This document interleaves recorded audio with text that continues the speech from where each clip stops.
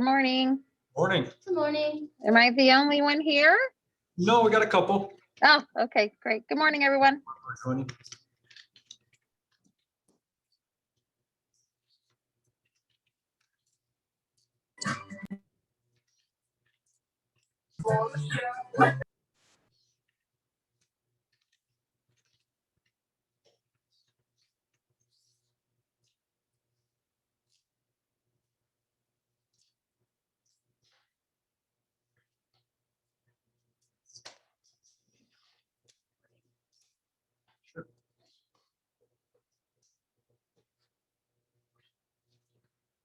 How's everyone doing? Staying warm?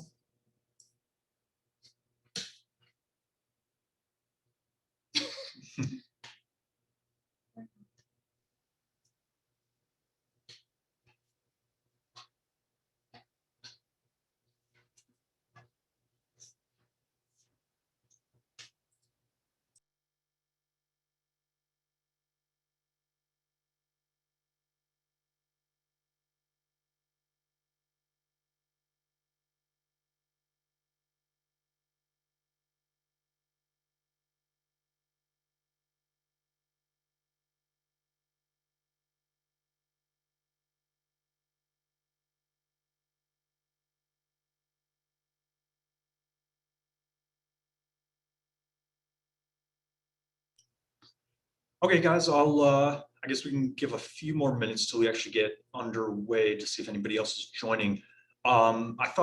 This is my first time actually teaching. I've been here for just about 10 months at this point, but I've always meant to teach a class, but just time constraints and everything going on prevented that a little bit.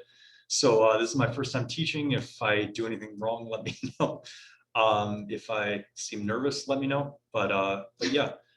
I am here with Christina also, who is our new AMCA. She joined us probably 3 weeks ago, 4 weeks ago. This is my 4th week. So. This is her 4th week, and she is awesome. She's just picking up everything fast, extremely intelligent, good at putting together spreadsheets and everything. And Thank you. It's good to have her in the office.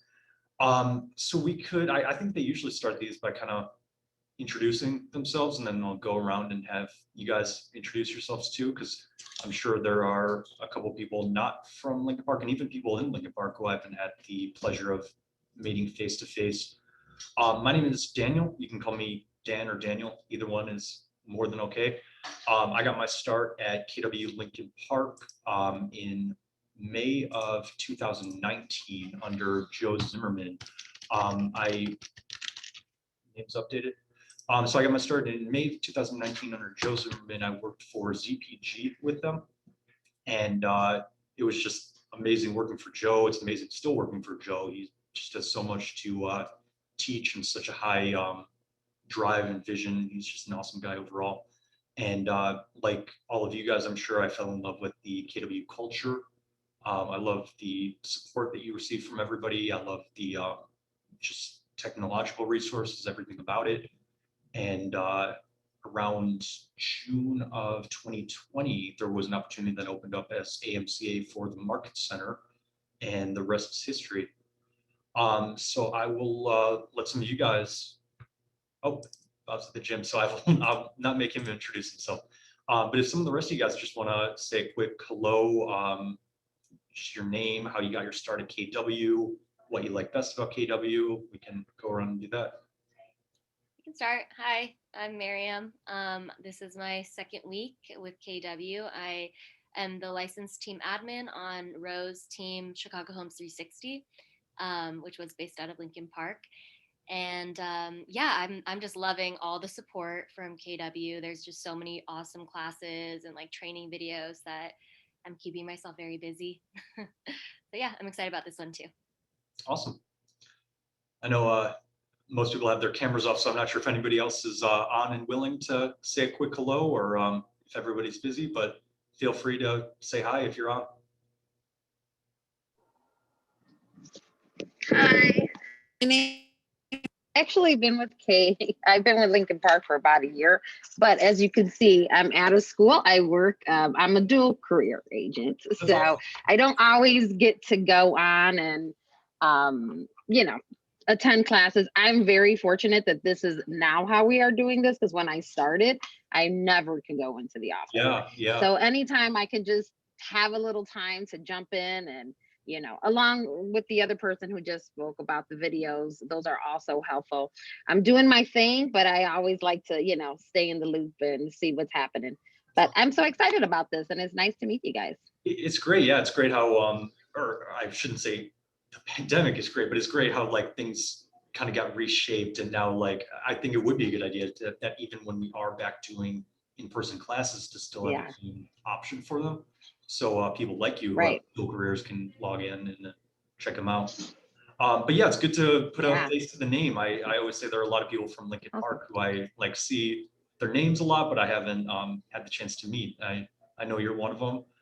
Ray's another one. I know Yeah. he does a lot of volume. If you're on here, do you want to say hi, Ray?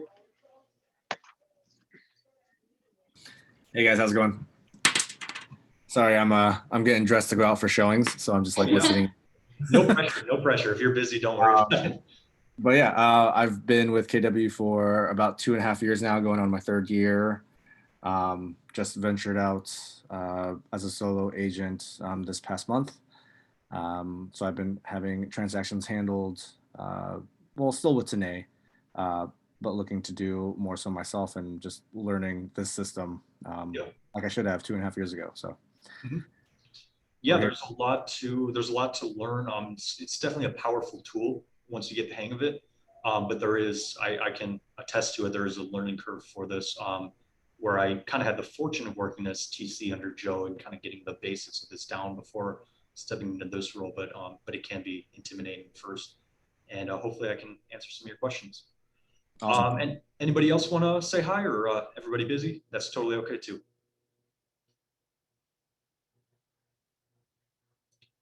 All right, I can jump in then. Let me start by sharing my screen.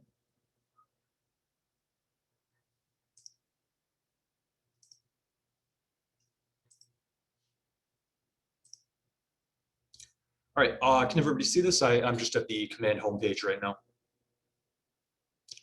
So the most important 3 things, it really boils down to 3 things to get paid in this industry, in this office specifically, is compliance materials, meaning documentation for the deal, a commission request, which comes in the form of the commission tab in Command, and then the physical payment. So that refers to either receiving a check or getting an electronic payment, getting a wire, however it may come in. But those are the big 3 things we need to pay out any deal. And we really need all 3 of them to be able to process these. And they work in hand in a lot of ways. So I'm hoping to kind of go over and show you guys how they work together right now.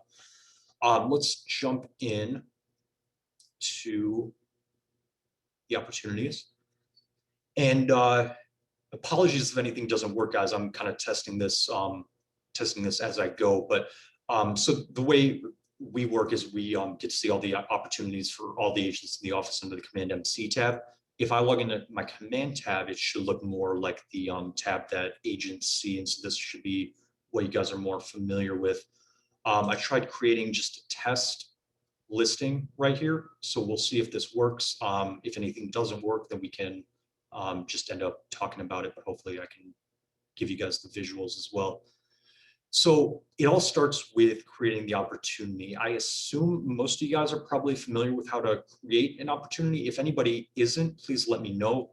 I can either walk through it with you at a different time, or I can put you in touch with the right people. Like Joe Green is great at this. Anybody in leadership should have a good sense and be able to show you how to get the process started in terms of creating an opportunity in here. So, yeah.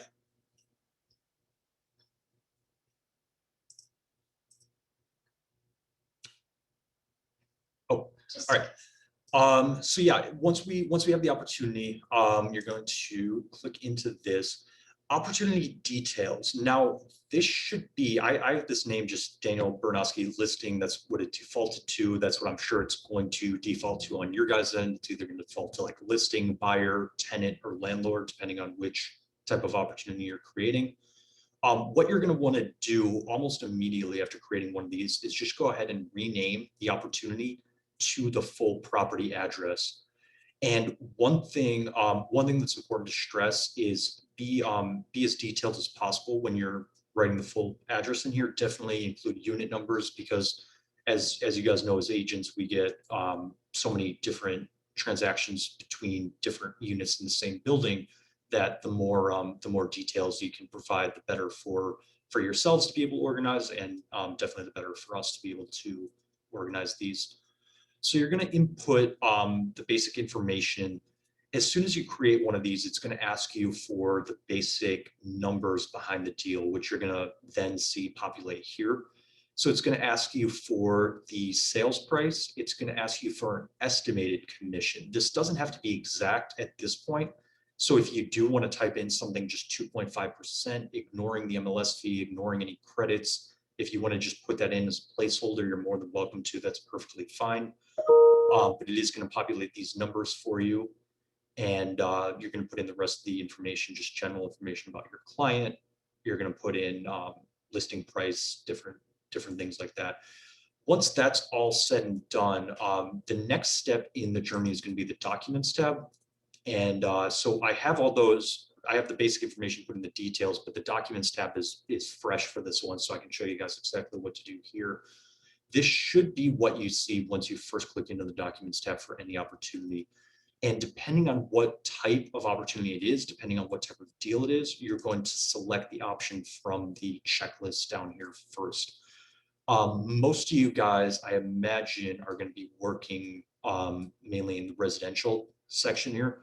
I know there are agents in O'Hare and even a few in Lincoln Park who deal in commercial deals, but I would say for probably 95% of what we deal with as an office, you guys are going to be living residential or referrals on those occasions, but we can go over that at a different time. So let's select residential from here.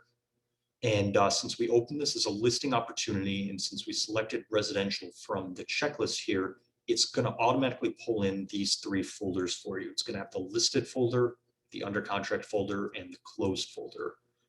And so one important thing to note is any sale that you're a part of is going to require one of two documents almost right off the bat. It's going to require either a listing agreement if you're on the listing side, or a buyer broker agreement if you're on the buy side. The buyer broker agreement can come in a couple different forms. You can have them sign a buyer broker agreement officially, or you can give them a buyer's agency disclosure. Either one will fulfill the purpose of this. But you will upload it. Both of them should show up just as this first input slot in the listed or consultation folder in the case of the buyer. So you're going to input that right off the bat. Most of these get in, I would say the majority of the fields you see here are going to be for pretty esoteric type documents. If you really want to get into the nitty gritty of when each of these are required, I would definitely recommend a compliance class, or reaching out to the compliance department, or even reaching out to the MCA department individually. We should all be able to give you a good sense of what documents you need for which types of deal. There are just certain situations that each of these apply to that might not be universal. Like, I mean, I'm sure you guys know, like the radon disclosure is only if you're on the second floor or below, things like that, that just have kind of a conditionally required disclaimer before them. One thing that also helps, if you're going through the documents tab and you're wondering which of these I need, which do I not need, you can hover over the information icon here, and Command does a pretty good job of giving you a sense of like when all these are required and for what. But for our purposes, for the purpose of this class, we're just going to be going over like a very bare bones basic deal. So let's say we do have a listing. Let's say our seller signed the listing agreement. The first thing we want to do is just go ahead and upload it right here in this field. And then we can move on to contract, where naturally you're always going to have a contract in here. It's important to upload the fully executed copy. I know it can be easy that if you just send out an offer and have a bunch of documents in your inbox, just accidentally uploading the offer instead of the fully executed version. But compliance will always need the fully executed version in order to approve this folder and push it forward. Let's go over some of these. Real property disclosure is almost always going to be required for these. Lead-based paint is if the property was built, I believe, I might be wrong about this, I believe 1978 and before would require the lead-based paint disclosure, and then radon is for properties on the second floor or below. Let's go over some of the rest of these. If it is a listing deal, you're almost always going to see the earnest money fields populated, and that's something that we will do on the back end. The front desk is usually the ones who will intake the checks, they'll print the receipts, and they'll upload them to this folder.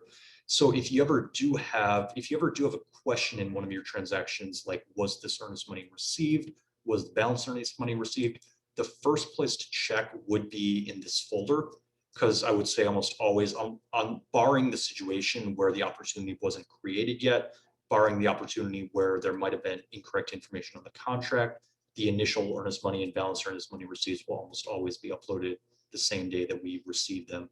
So that's always a good place to check. If you don't see them there, but you're convinced, you said you know the client came here and dropped it off, the next person to reach out to would likely be the front desk, because they're kind of the gatekeepers for all this. They see what comes in, they facilitate it to the right department. They'll be able to give you a good sense of whether the check was received, and if it was received, what else we require in order to produce the receipt for it.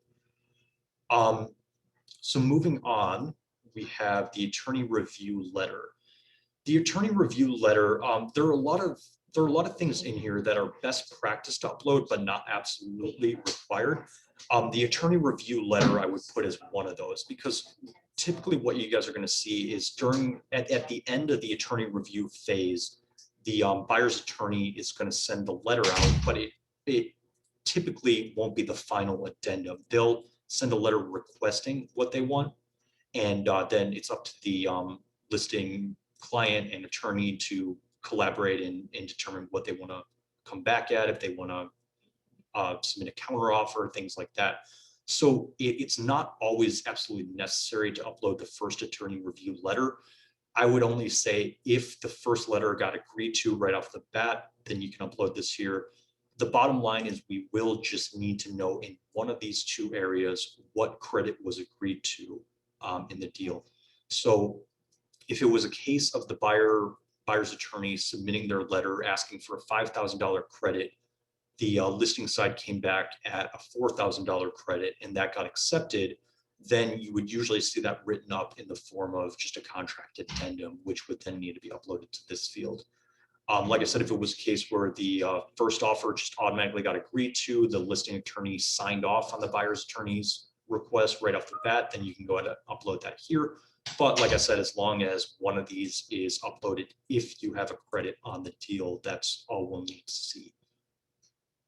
Some of these others, termination is required naturally if the deal was canceled, but we're going over how to get paid in this particular class, so I'll gloss over that for now. We will need, some of these again are just if these situations apply, they'll need to be uploaded. If this was a dual agency deal, then this document needs to be uploaded to reflect that. Transaction intake sheet, I've never seen that required. Other documents is just kind of at your guys' discretion. If there's anything that you feel affects the commission payout of the transaction, if there's anything you feel we need for compliance purposes that didn't necessarily fit in one of these previous fields, then you can go ahead and upload it here. But for the most part, I would say almost everything pertaining to the transaction should fit its way into one of these fields here. So the last thing you'll absolutely need in order to get paid out is, since this is a listing deal, we will need a commission statement almost always.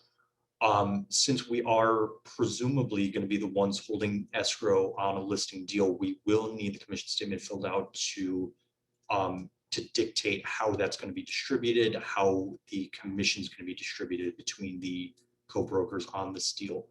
So that will almost always be required. And best practice for the commission statement is to submit it about 4 or 5 business days before the deal is scheduled to close. If you have a deal that is going to be closing at the end of February, it's always best practice to give us and in the compliance and MCA department proper heads up on what needs to be done with that earnest money. So if it was a case of us holding excess earnest money that needs to be wired back to title, we need to be prepared with the commission statement so we know exactly which way to do that and what needs to be done, and also where it needs to be sent. So it's important to write down the name of the title company, and then the file number too always helps us. So that's one thing that's almost always going to be required on the listing side. On the flip side, if you're on a buyer's transaction, it's hardly ever going to be required. I don't want to give you a solid never, because there will probably be a few cases. One of them would be if you're on a buyer side deal, but we are holding the earnest money for it, because there are other brokerages that refuse to hold earnest money. I believe Redfin's one of them that just doesn't hold earnest money. So if you are working on a deal with them and we represent the buyer side, but we are also holding earnest money on the deal, then we will need a commission statement in one form. The important thing to note is on the buy side, the commission statement would come from the listing side brokerage. So if we were on a deal with Redfin or another brokerage that didn't hold earnest money on the buy side, they would still need to provide the commission statement, even though we're the ones that are holding the earnest money.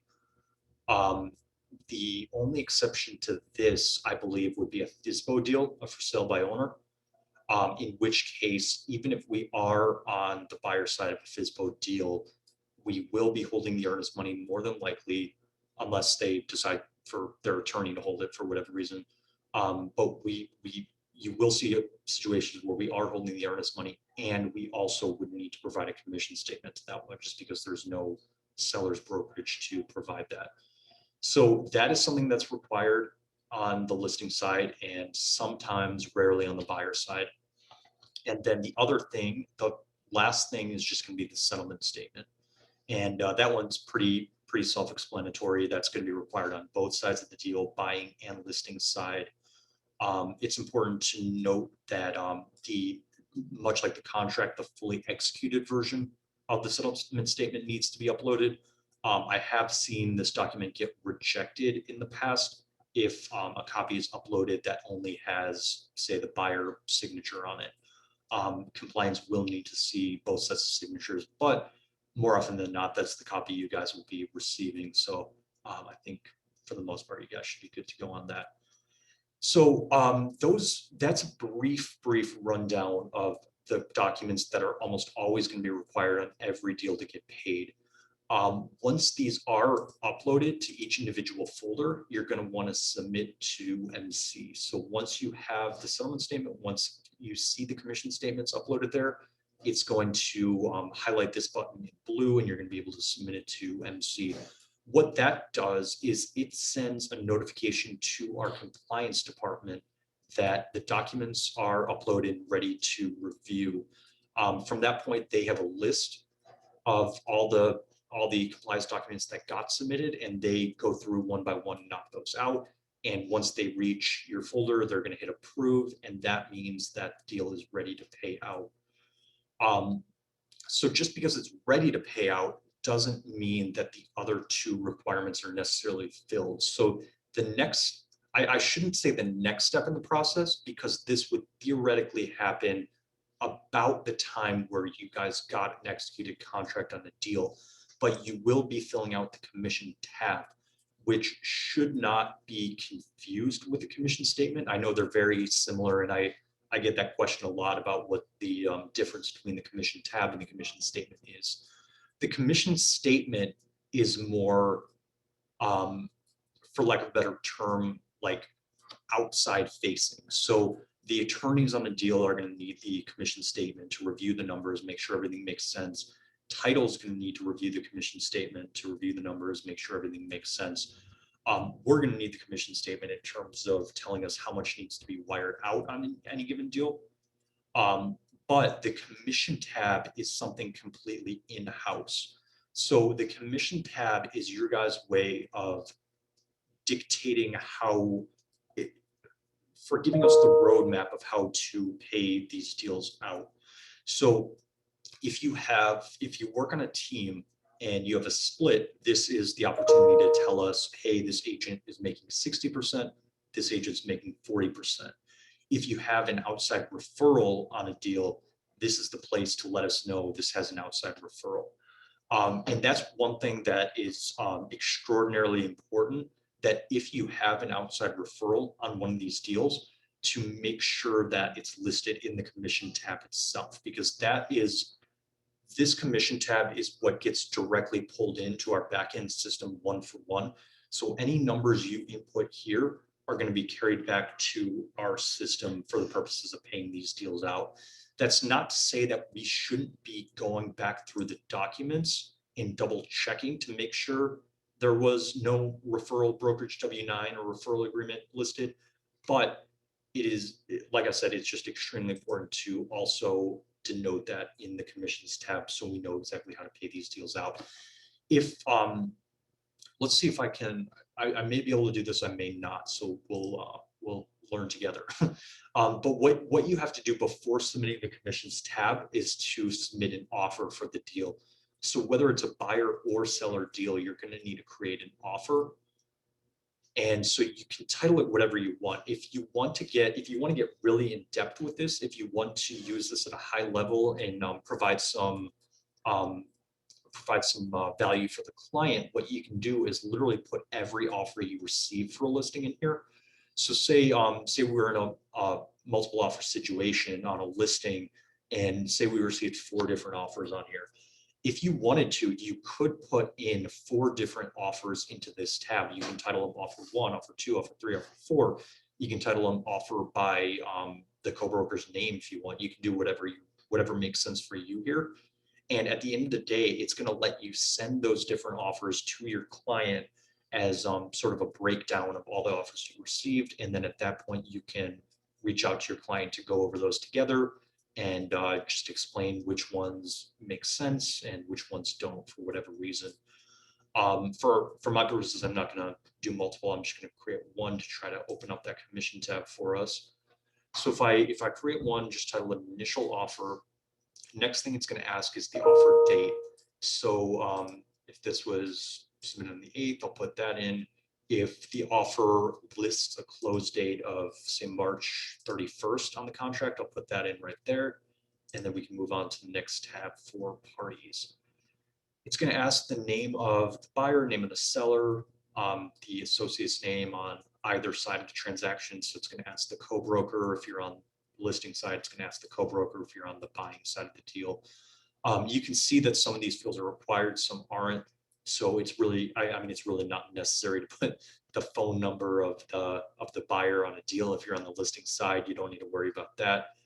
It's not absolutely necessary to put the email of the co-op broker if you're on the listing side either. So some of these can be skipped, some can't.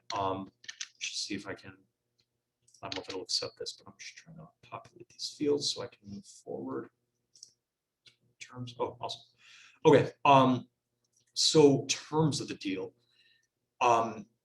If you guys are familiar with this, it's asking how much cash is being put down on a deal versus how much is being mortgaged on a deal.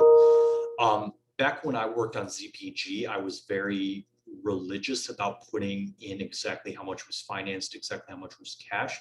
It wasn't until like the end of my term there that I found out it's really not necessary to divide those unless you want it for record keeping purposes. If it helps you to keep track of how much is financed. And actually, I mean, one benefit I could see from this is, say you were in a multiple offer situation, say one offer was all cash and one was 95% financed, that would actually be a relatively important thing to show your clients, just because that does make a difference in the facilitation deal.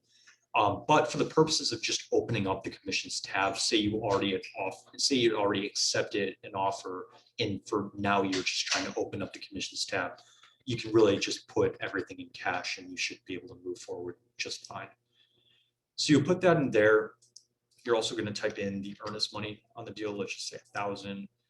Option fee is nothing that you need to worry about. I saw this for the first time in CPG and I was very confused by it. I'd never heard the term option fee before. I guess it's something that applies to different states. I guess it's something I heard that it applies in Texas. It's essentially their version of earnest money that is sort of the buyer of a deal putting down money for the option of being able to back out of the contract if they choose to. But I won't confuse you guys with that. So for our purposes, you don't need to worry about that one. Termination option, I think this ties into option fee. So again, don't worry about that.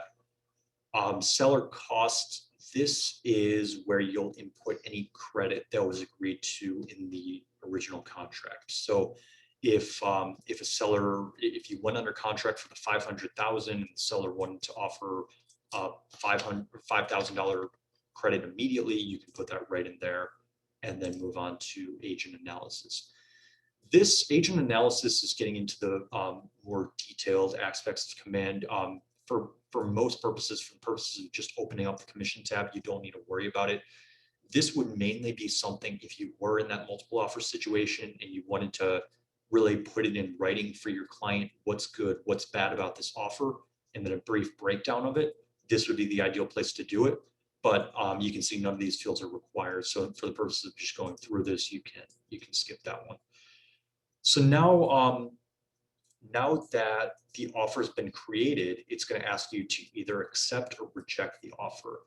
The reason it does this is, again, just for that multiple offer situation where you have 4 of these listed and it asks you for each one whether you want to accept or reject.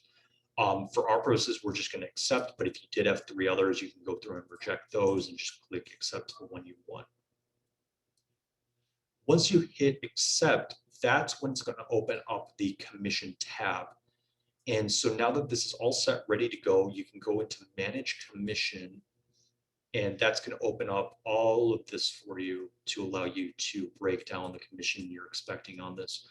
The first stop in this road would be the general information tab. As we went through in the details tab, we put in just a generic default commission of 2.5%. So at a sales price of 500,000, 2.5% commission rate would give us a total commission of 12,500. As you guys know, as agents, it hardly ever works out that cleanly. That's assuming there was like an MLS exemption on this. The MLS fee didn't apply. That's assuming there was no credits agreed to in the original contract. So it's hardly ever this cut and dry. So what you're going to want to do is go in and edit this to whatever the commission should be. We're on the listing side of this one. So imagine that we have a $250 MLS fee on our MLS listing for this transaction. This is the place to add it right here.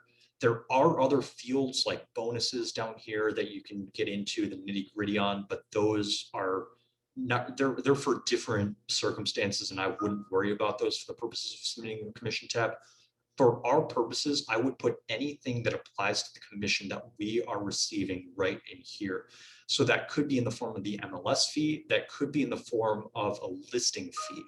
If you had a listing fee on the listing agreement that the seller agreed to, say he agreed to a $395 listing fee for this transaction, and say you didn't collect it up front, more often than not, you would get the check as soon as or a couple days after the seller signed the listing agreement, he would send us that $395 in the check. Sometimes it doesn't work out like that. I can tell you guys from experience, sometimes it's CPG, we would have a listing fee agreed to, but we wouldn't actually collect on that until the deal closed. And in which case you would put that in the commission statement as something, as an additional amount to collect from the seller. So if you, I don't have one open, I apologize, but if you go into like the commission statement request form, there is going to be a spot for admin fee. And that's where you could put in the $395 if it was agreed to in the listing agreement, but you haven't collected it since. What that's going to do when you put in the commission statement request is it's going to factor into the total commission we're receiving. So if we had been receiving, if we had been slated to receive a $12,000 commission, and you put that $395 in there, it's going to show a lump sum of $12,395 coming to us for the deal. But that is only in rare circumstances. So for the most part, you don't have to worry about the listing fee. What you will have to worry about more often is the MLS fee. And so as you guys know, that's typically a fee that comes out of the buyer's brokerage commission and goes into the seller's brokerage commission out of the total commission for the transaction. So you can see here, we put in a general 2.5% commission rate for this one, which spat out a $12,500 commission. But we want to factor the MLS fee into this. So let's go ahead and make that 12,750 because we are including the MLS fee in this. You can see it adjusted that commission rate. So since I changed this, it bumped the commission rate up, which is what we want it to do. That's perfectly fine. We just want to make sure that this total commission reflects everything that we're expecting to take in for this deal. So it's going to give you the unit counts of 1, which is almost always going to be applicable unless it's a dual agency deal, in which case you'd have 2, but don't worry about that. It's another esoteric situation. It's going to give you another option to put in the since we did the original date we put in was the offer date. So now it's going to ask you on here what the contract date was.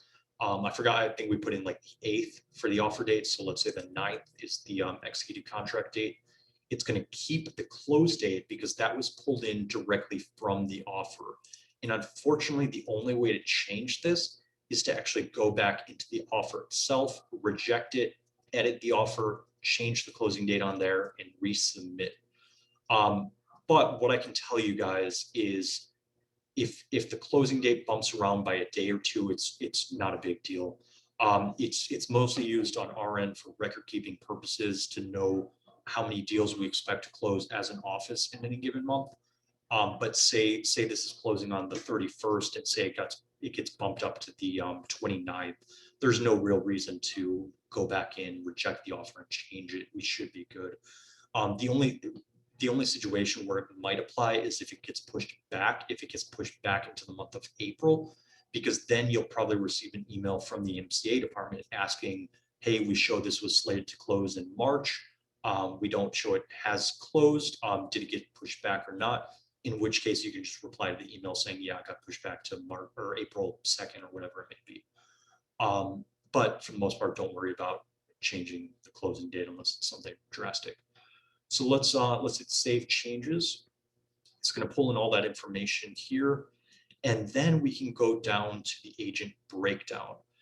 So the important thing to note, Miriam had been jumping into our morning huddles. And one thing important I noted to her is when it comes to the commission tab, all command wants to see is that the total gross for our agents matches the total commission on the transaction. That's all that's needed in order to submit this. So since I updated this now, I updated this to 12,750, but it's still showing a gross of 12,500 down here. If I try to hit submit, it's going to give me a balance here. It's going to not let me submit because there's a balance of 250 that shows up here. So all command wants to see for the commission tab is this amount to match this amount. And that carries over if there are multiple agents on the deal. Say I was splitting this deal 50-50 with Christina. It's going to want our total commissions combined. So what I would do, I can actually go through and kind of show you guys this now. What we're going to do in that case is we're going to update that to 0.5 units. We're going to do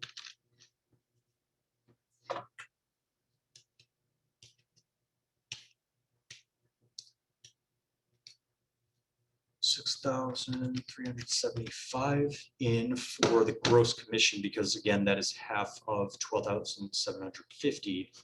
We're gonna skip these for now, and we're gonna hit save changes. So once this takes place, so you can see my units updated to 0.5, you can see the gross commission got reduced to 6,750. Now we can go to add another agent. Let's see if profile. Oh no. I'll add Christina Cabales for now, just for convenience sake. So we'll put her in here, and then it's automatically going to pull in the remainder of the deal. So it's automatically going to pull in the other 0.5% and the remaining 6,375. This is actually, calculate commission is actually a new feature. I'm not entirely familiar with this. I'll have to play around with it more to give you guys a good sense of what that does. But let's go ahead and save changes. And so now you can see Christina got added to the bottom there. And now, since this is a listing, we'll have to select this from listings. But again, this is a demo one, so I have nothing to select. But if we had that listing in here, we would now be good to hit submit because these amounts match up with the top. If you have an outside referral on a deal, this is the way you're going to put it in. You're going to go to edit agent payouts. You're going to go all the way to the bottom here, and it's going to ask for additional items.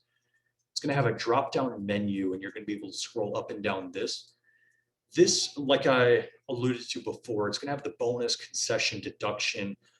I would not, for 90% of deals, I wouldn't worry about any of these. The couple times I would see them playing a factor is if you were using a transaction coordinator with the office, you would put it in as a deduction. You would almost never use concession or bonus just because whatever the amount of that concession or bonus was, it's going to play a part in the lump sum of commission we're receiving. So if we, like I showed you with the MLS fee of $250, like I was mentioning with the listing fee of $395, whether it's a case of providing the seller with a $5,000 credit, these are all factors in the overall commission. But instead of listing them here, you're going to want to just include them in the lump sum of the commission. So don't worry about these on here. The real important thing to input is outside referral if you have one. Inside referral, I get a lot of questions on this one too. If there's an inside referral, as in another agent from the office, maybe not necessarily on your team, but maybe another agent, another solo agent in the office that you're working with on this, that you guys are just collaborating on, don't put it in as an inside referral. That's an easy trap to fall into, but it kind of screws things up on the back end. So I would say don't worry about this one. If that was the case, if we're working with another solo agent in the office on this transaction, all you would do is put them in as another agent on the deal. So in exactly the same way I put Christina in here is exactly the same way that you would put in that second agent. The thing you do absolutely need though is the outside referral. If there was an outside referral on the deal, you're going to want to click in and add outside referral. It's going to ask you for a few different pieces of information. What you can do here is you can either put in the referral percentage or the referral amount. If it was a straight up amount that you agreed to send somebody, say you agree to pay them $2,000 out of your commission just right off the bat, you can put that in here. More often than not, you're going to see a referral percentage. More often than not, it's going to be something like 25, 30%, in which case you can put it in here and it's automatically going to calculate that into the amount. So let's go, the other required field is just going to be the EIN number, which is the same as tax ID, and you're going to pull these off of the referral brokerage W-9. I'm not sure if this is going to accept it, but let's try to just type in a fake one right here. Type in some random information.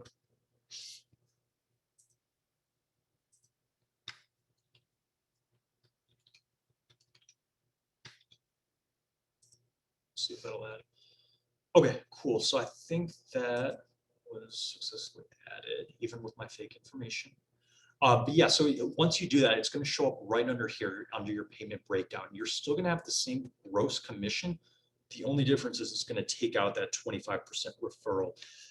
The other nice thing about this, especially if you work on a team, is say you want to break down the referral between agents, as it almost always is, at least in my experience so far, it's also always broken between the agents on the deal based on the unit count, based on the gross commission. So what we can do is we can literally, we did that for my split. We can literally just go in and do the exact same thing for Christina's split. If we go to add items, go to outside referral, type in that same 25, you'll notice that it's calculating 25% of the agent's gross, not of the deal as total. So that's the benefit of doing these like per agent. We're gonna go in, type in the same fake information.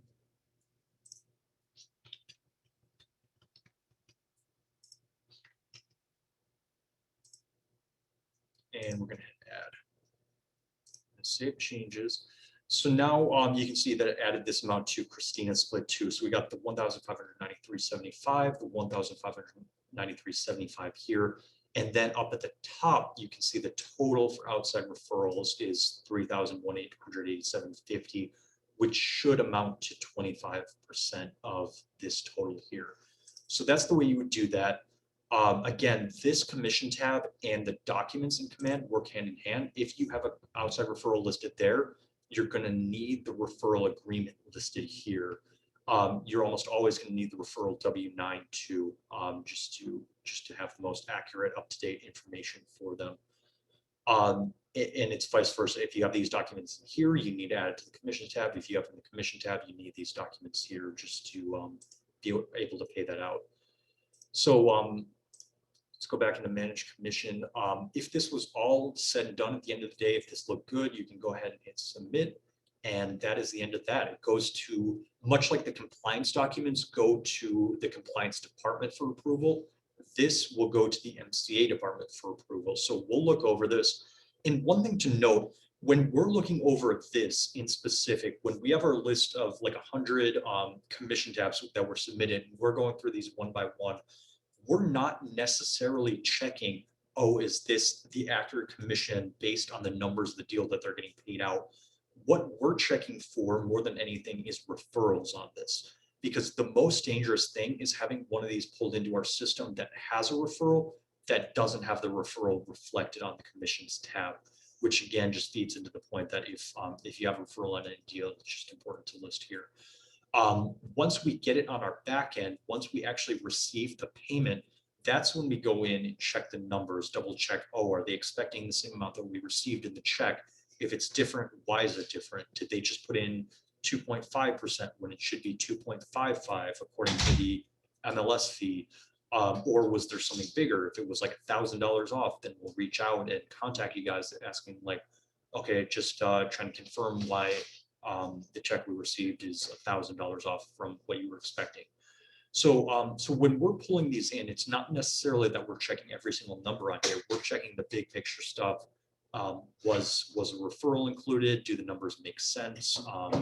Is everything being pulled in relatively accurately as noted by what they're expecting on the deal? So as soon as you hit submit, this open tab is going to change to a blue icon that says submitted. And that's how you know it's in our queue to go over. Once we accept it on our end, so once we make sure the commissions or the outside referrals in there, once we make sure everything overall looks like it makes sense, we're going to hit approve, and then you're going to see it say accepted on here. It's going to be a green bar that says accepted. What that means, one thing that's important to note, when it's accepted, you can still get it back if you need to. So say you submitted this, say we accepted it, and then say something happens. Say you agreed with the seller to pay them that $1,000 credit in to help with closing costs or whatever it may be. You can still get it back if it says accepted. All you need to do is shoot us an email that says, can you please reject this? And then we can go in and reject it. Once the next step would be once it's imported. So once it's imported, that means it's fully brought into our backend system to process, and it's going to indicate that right here. It's going to switch from a green bar that says accepted to a green bar that says imported. In that case, we're no longer able to send these back. That means the information has been brought in, but we can still change it. The difference being that if you had the $1,000 credit and it says imported, all you would have to do is shoot an email to the accounting department to let us know, hey, this got changed. Can you guys update the numbers on your back end? And we'll be like, yeah, for sure, and be able to get that in. But that's a brief rundown on the commissions tab. If anybody has any more detailed question, please reach out to me. We have office hours at 9:30 every morning. You guys are welcome to stop in there. The last step, I mentioned right off the bat that there are 3 things required to get these paid out. There's going to be the documents as in compliance, which we went over. There's the commission request, which comes in the form of this commission tab. And then there's going to be the physical payment itself. I don't need to spend too much time explaining that. That's just, did the office receive the check for the deal? Did we receive the wire, or anything else that it might be? It might be a case of like the title company didn't have the correct address for us on file, so it may have got lost in the mail.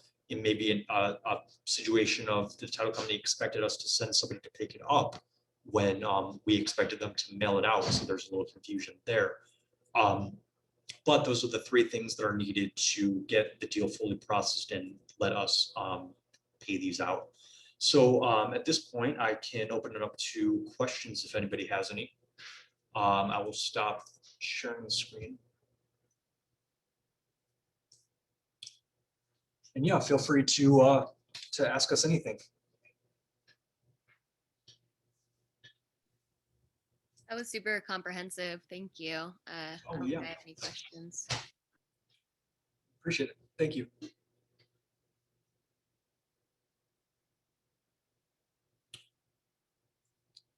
See, on the listing side, where do you fill out how buyer's agent gets paid? That's a very good question. And the answer to it is you don't necessarily have to. There is an option for a co-broker in the commissions tab, which you're going to find right here. The thing to note is that the co-broker is only required on this commissions tab if we're on the listing side of a lease transaction. Because the reason for that is this: if we're on the listing side of the lease transaction, we have another agent that we need to pay out from the funds that we receive. So if we receive $2,000 for a first month's rent, and there's also an agent that represents the tenant on this deal, then we owe that co-op broker $1,000 minus whatever the MLS fee was for that. So if it was a $200 MLS fee, we would owe them $800. So $1,000 minus the $200. In that case, that's when you should be adding the co-broker. And this operates the same way that you saw the outside referral operate. It's going to have the same types of required information, and you're just going to hit submit. But the thing that's important to note is on the sales side, if it's a listing side on a sales transaction, you don't need to include that co-broker information. And the reason for that is because that co-broker is being paid out from title, not our brokerage. So so for us, there's nothing. So in the same way that a lease transaction, we are taking all that money that needs to then be dispersed. On the sales side, it's title who's going to be dispersing that money. So there's nothing we need to worry about there. So I would say the closest thing we have to really noting the co-broker's payment on a sales transaction is going to be the commission statement itself. So once you're filling that out and sending it to compliance, there will be a spot that says, like, please input the percentage that the co-broker is receiving, and then indicate if there's an MLS fee going back and forth. And so that commission statement will, yeah, exactly, Natalie. That's a good way to look at it. But yeah, that commission statement itself will list out the co-broker's payment. So so for your purposes, there's nothing you need to worry about in that case. All right.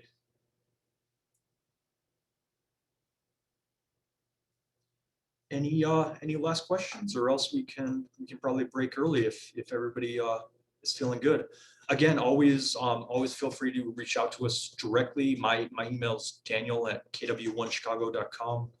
You can reach out to accounting. You can stop into our office hours at 9:30, which is kind of a new thing, but we're always welcoming people in there. It's really good to get in front of you guys. I've been meaning to teach a class for a while, and hopefully we can, I think we will make this a regular thing. So feel free to stop by our office hours anytime. The next one, I believe, is March 8th, if you want to come back. For anybody else you think could use this information, March 8th is going to be the next one, so you can have them tune in then, or just directly reach out to us. All right. Other than that, I think I will break early. Great to see you guys on here. Glad we got some attendance in our first class and looking forward to these in the future. Bye, guys.